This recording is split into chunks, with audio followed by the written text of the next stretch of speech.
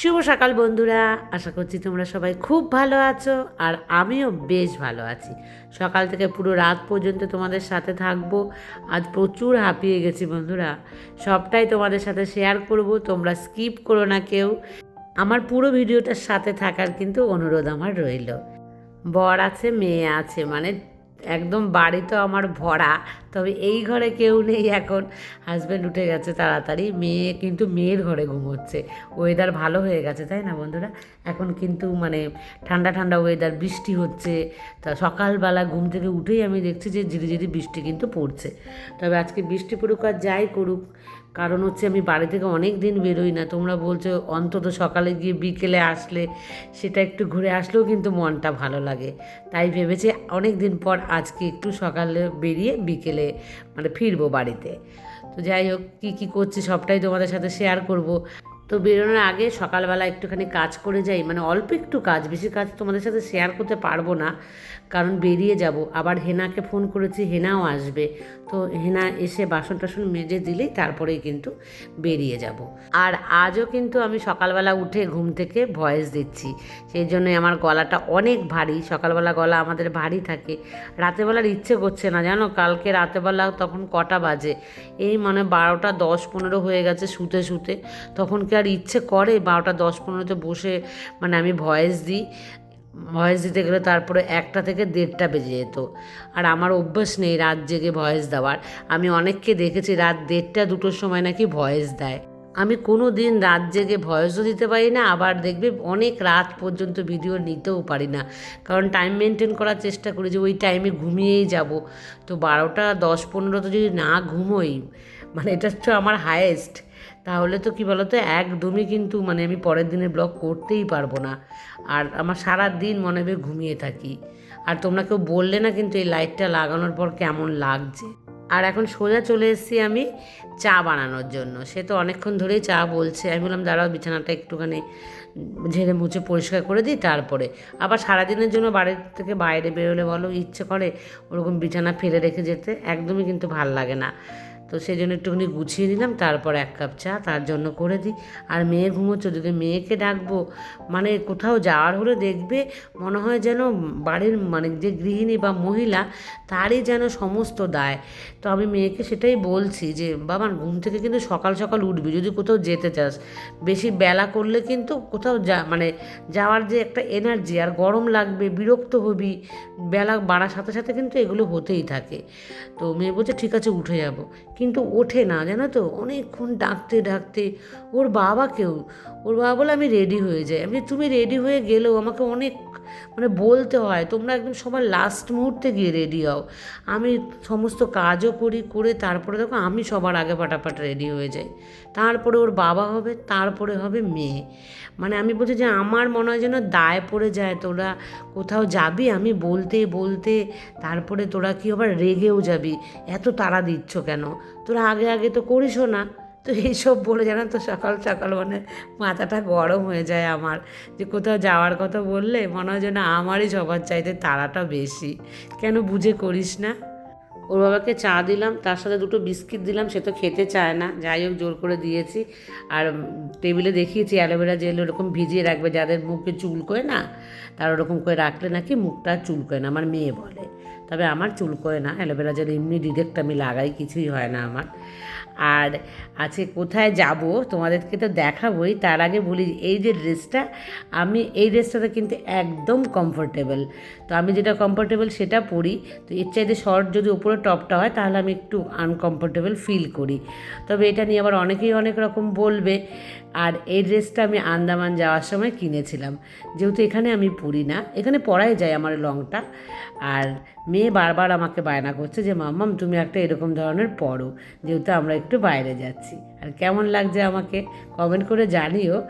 তবে আমি কিন্তু একদমই কোনো খারাপ ড্রেস পরিনি, এটা নিয়ে আবার 2-1 জনের কথা বলছে, তারা কিন্তু বাজে কমেন্ট করো না। আর মেয়েও রেডি হয়ে গেছে, আর ওর বাবাও রেডি হয়ে গেছে, কিন্তু বললাম না সে রেডি হয়ে আর একটু আমাদের সঙ্গে কথাই বলেনি, বুঝতেই পারিনি। তার জন্য ওপরে আমরা অপেক্ষা করছিলাম, এসে দেখছি সে নিচে মানে দাঁড়িয়ে আছে। আর এখানে একটা ওড়না দেখতে পাবো হলুদ রঙের, এই ওড়নাটা কেন বলো তো এখানে থাকে, এটা হলো মানে কেউ হঠাৎ করে আসলে, আমি নাইটি পরা থাকি না, ওটা আমি গায়ে দিয়ে নিই, সেই কারণে ওটা ওখানেই রাখি। আর অন্য কোথাও রাখলে না খুঁজতে থাকি কোথায় কোথায় ওড়না পাচ্ছি না, তার জন্য আমি ওখানে রেখে দিই। দেখতে বাজে লাগলেও হঠাৎ করে কিন্তু আমি হাতের কাছে পেয়েও যাই। আর তারপর দেখো আমি চলে যাচ্ছি কৃষ্ণনগর স্টেশন, এটা আমাদের। আর এখানে সমস্ত হকার উঠে গেছে, তো বেশ ভালোই লাগছে। আর ঘড়ির কাঁটাতে দেখেছো কটা বাজে, অনেক সকাল সকাল কিন্তু চলে এসেছি। মেয়েকে আগে টোটো থেকে আমরা বলেছি শিগগিরই গিয়ে তুই আগে মানে টিকিট কাউন্টারে লাইন দে। আর ওর বাবাও টাকা দিচ্ছিল টোটোওয়ালাকে, আর আমি অত স্পিডে হাঁটতে পারি না, তো মেয়ে এসে এখানে লাইন দিচ্ছে। আর মেয়েকে কি লম্বা লম্বা লাগছে না, মেয়ে কিন্তু আমার অনেকই লম্বা, আমার চাইতে অনেক লম্বা, আমি মেয়ের চাইতে কিন্তু অনেক বেটে, জানো তো। মেয়ে ওর মানে ওর বাবার মতো হয়েছে। আমার যে দুই ননদ ওরাও জানো কত লম্বা লম্বা, আমার শাশুড়ি মাও মনে হয় আমার থেকে লম্বা, এখন একটু বয়স হয়েছে তো সে কারণে এখন একটুখানি বেটে বেটে লাগে। তো আমার হাজব্যান্ডের হাইট দেখেই তোমরা বুঝতে পারো যে ওরা লম্বা, ওদের বংশেই সব লম্বা লম্বা। আমার ভাসুরও লম্বা, আর আমার জ্যাঠা শ্বশুর ঘরের ভাসুর তো আমার মানে হাজব্যান্ডের চাইতেও মানে 1 বিঘের ওপরে লম্বা আছে, মানে সবাই লম্বা। আর ট্রেন পেয়ে গেছি ফাঁকা, এখান থেকে 9টার সময় কিন্তু ছাড়বে ট্রেন। তো একটা সুন্দর জায়গা নিয়ে বসে পড়লাম আমরা 3জনাই, তো আমি এই পাশটাতে বসবো কিন্তু। আর ওর বাবা বলছে এটা উল্টো দিক, এদিকে বসলে ভালো নয়, আমি বসি ওদিকে। আমি বললাম না এখন বসো, পরে আবার আমি ঘুরে মানে চেঞ্জ হয়ে যাব। আর তোমাদেরকে বলি প্রায় 20 মিনিট আগে তো আমরা চলে এসেছি মানে স্টেশনে, কোনো বার হয় না, এই প্রথমবার কিন্তু হলো, মানে অনেক তাড়া দেওয়ার পর প্রত্যেকবার দৌড়ে এসে ট্রেন ধরি, জানো তো আমি এত বিরক্ত হয়ে যাই। তারপরে আমি ঘুরে দেখো আবার এই দিকে চলে এসেছি মেয়ের কাছে, ওদিকটাতে হাওয়া কম লাগছে তো।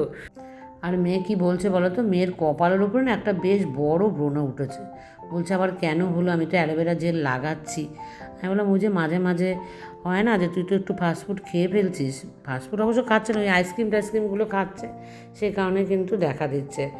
আর একটা মিষ্টির দোকানে মানে সকালবেলা জলখাবার খাচ্ছি, এখানে কি সুন্দর লুচি আর আলুর দম দিয়েছে। আমাদের এখানে কিন্তু আলুর দম বিক্রি হয় না, লুচি মানে সকালবেলা আলুর তরকারি দেয়। তো যাই হোক খেয়ে নিচ্ছি। আর এটা আমি ভেবেছি যেন দুধ পুলি, তো বললো যে হ্যাঁ এটা দুধ পুলি, দোকানদার বলছে। আমি বললাম তাহলে দিন। ওমা দেখছি কি এটা রসগোল্লারই পুলির আকারে দিয়েছে, আর স্পঞ্জের রসগোল্লা ভাল লাগে না। যাই হোক তাও খেয়ে নিয়েছি, সকালবেলা প্রচুর খিদে আছে। তো ওরা খায়নি, মেয়ে নিয়েছে আলাদা মিষ্টি, ওর বাবা নিয়েছে আলাদা মিষ্টি, 3জনে 3 রকম মিষ্টি নিয়েছি। দেখো এটা মেয়েটা আমার মনে হচ্ছে বেশি খেতে ভালো, আমারটা বেকার।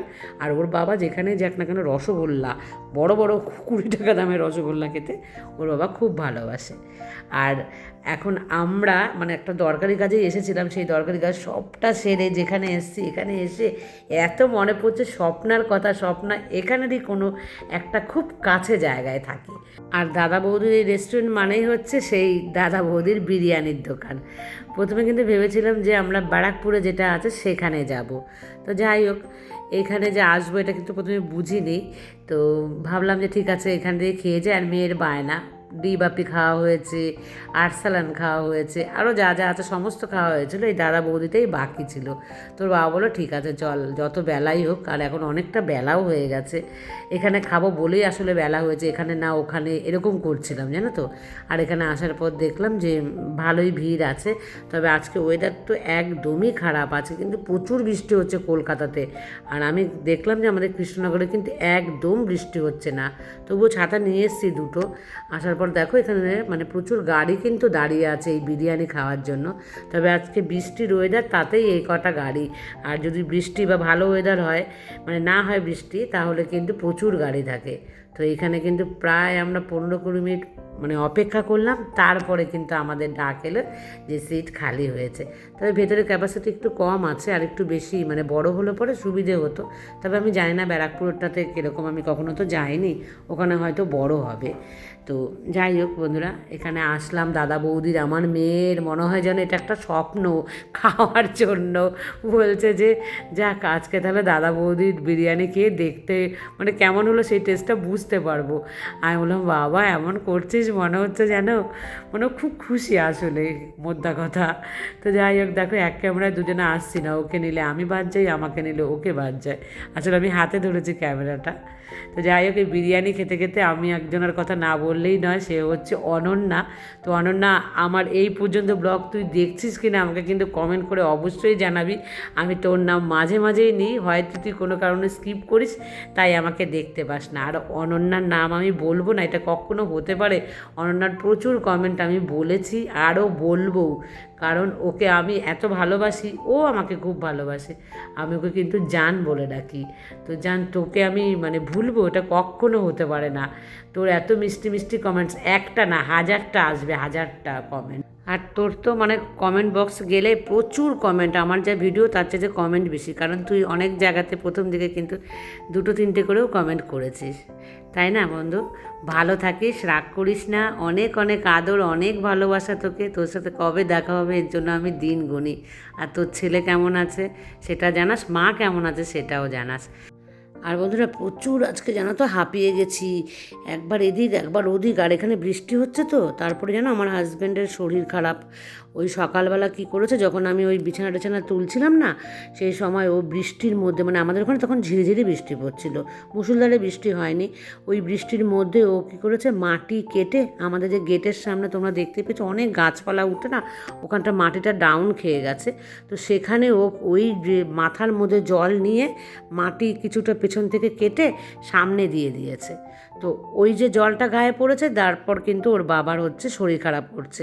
তো আমরা যখনই নামলাম ট্রেন থেকে মানে কলকাতা যাওয়ার মুখে, তখনই দোকানে মানে নেমেই দোকানে গিয়ে আগে ওর বাবার জন্য প্যারাসিটামল ওষুধ খাওয়ানো হয়েছে।